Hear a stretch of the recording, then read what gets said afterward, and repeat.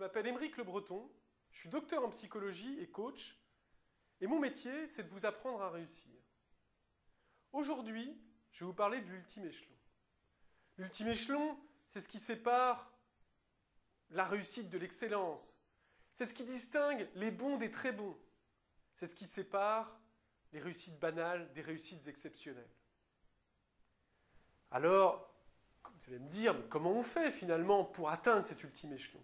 Eh bien, il va falloir abandonner, il va falloir renoncer à certaines mauvaises habitudes.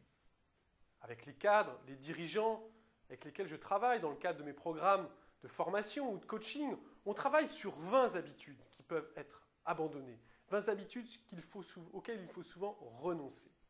Aujourd'hui, je vais vous en parler d'une en particulier qui s'appelle « Omettre d'exprimer sa reconnaissance ». Dans notre vie professionnelle, on a tous des succès. On a tous des victoires. Et ces victoires, on a tendance à penser qu'on en est les seuls responsables. Certes, ce sont nos efforts, notre travail, nos talents qui ont permis la réussite.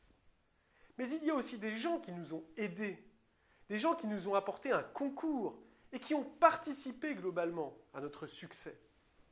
Ces gens-là, le fait de les récompenser, le fait de leur exprimer de la reconnaissance, de leur dire tout simplement merci, c'est une manière de reconnaître l'aide qu'ils nous ont apportée. C'est une manière de leur donner envie de nous réapporter de l'aide dans l'avenir. Pour eux, c'est la cerise sur le gâteau de notre réussite. Alors, je vais vous proposer un petit exercice pour la suite, que je propose régulièrement dans le cadre de mes programmes de formation ou de coaching. Listez 10 personnes qui comptent particulièrement dans votre vie, personnelle ou professionnelle. Et regardez, dans le passé récent, quand est-ce qu'elles vous ont apporté une aide particulière? Et quand est-ce que vous avez oublié de leur manifester votre reconnaissance? Ensuite, rapidement, dès la fin de cette vidéo, envoyez-leur un texto, un mail, passez-leur un appel pour leur exprimer leur reconnaissance, leur dire tout simplement merci, et vous verrez à quel point cela leur fera plaisir et à quel point le regard qu'elles ont sur vous va changer et va devenir plus positif.